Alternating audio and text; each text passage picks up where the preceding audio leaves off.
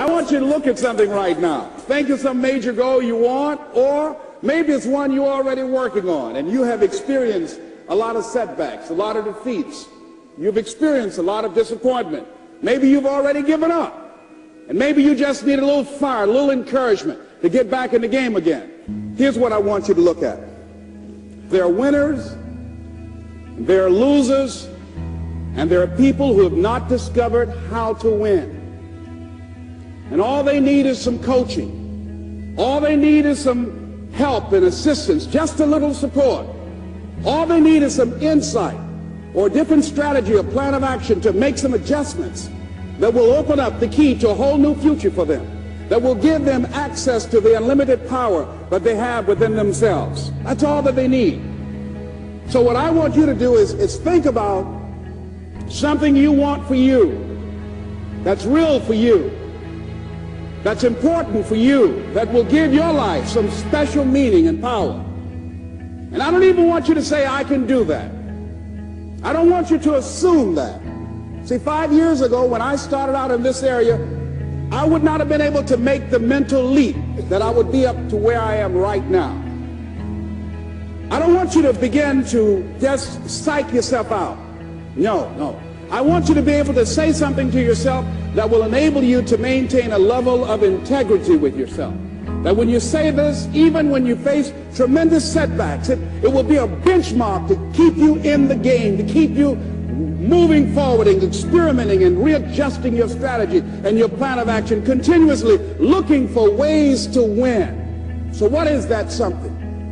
When you got an idea you want to move on, you might not have the money, you might not have the education, you might not have the support or the resources you need. What is that something that can keep us going, that will enable us to act on our dream? What's one of those keys that will begin to help us to discover the secrets to our dream? Here's what I want you to repeat after me, please, with power and conviction. Say, it's possible. That's all I want you to do when you look at your dream. Just say to yourself every day, it's possible. Just say that every day to yourself, it's possible. Because what does that do? See, it begins to change your belief system. See, the way in which we operate, ladies and gentlemen, it's a manifestation of what we believe, what's possible for us. Whatever you've done up to this point, all that it really is a duplication, it's a reproduction of what you believe subconsciously that you deserve and what's possible for your life. Most people operate out of their personal history, out of their memory, things they've done, things they've experienced, things they've seen, things that they have observed. What I'm suggesting that you operate out of a larger vision of yourself. I want you to see yourself doing what you want to do, experiencing what you want to experience, having what you want to have, doing what it is that gives your life some meaning and value. Operate out of your imagination, not your memory. Because whenever you look at where you want to go, I'm wanting to warn you, you will have some conversation back here after you go through the data that you've experienced in life saying you can't do it. And so what you want to begin to do is ignore that inner conversation. Well, most people, ladies and gentlemen, when something happens to them, what they do is they begin to believe that that's the way it is. That's the way it's always been. And they can't see the possibility of it being any different.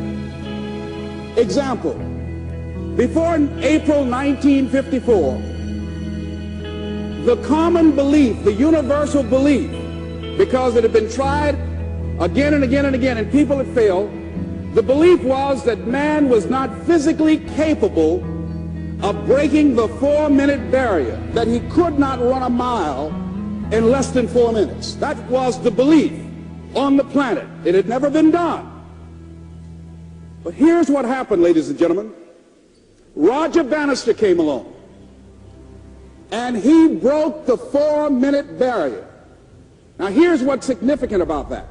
Since that time, up to this day, over 20,000 people have done it, including high school kids. What changed? 20,000 people. What changed? Here's what happened when they got on the track. They knew it had been done. And because they knew it had been done, there was a new belief about this barrier. about this goal that was unreachable.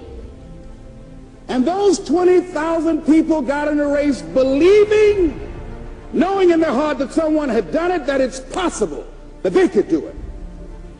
And I'm saying that if you know anybody that had some goal, some dream, something they wanted to do, and they did it, then I'm saying that you know in your heart that if someone has done it, then you can do it. It's possible. And that if someone can make their dream become a reality, that it's possible that you can make your dream become reality. And so as you begin to look at where you want to go, beginning to embrace that, it's possible. I'm blessed and highly favored. I've got a lot going for me. I got some good stuff in me. And it's possible that I can bring my greatness out here in the universe. That I can do what I want to do. It's possible I can write my own book. I can have my own business. I can take the trip and travel around the world. It's possible. I can bounce back from adversity and reinvent my life. It's possible. Regardless of where I am, the things can get better for me. It's possible. I'm thinking about two men right here in Chicago who were fairly successful, similar background, educated. They worked for a corporation for many years, and they were among many people that were laid off. Two guys who were very good friends. One went out looking for a job for several weeks along with the other one, and they faced disappointment and rejection again and again and again. They couldn't find any work, which is the story of many people across this country. One guy stopped. He became discouraged. He stopped going. He stayed home looking at television, became very argumentative and toxic with his wife, drinking beer, getting on the phone, talking to his other negative, unemployed friends.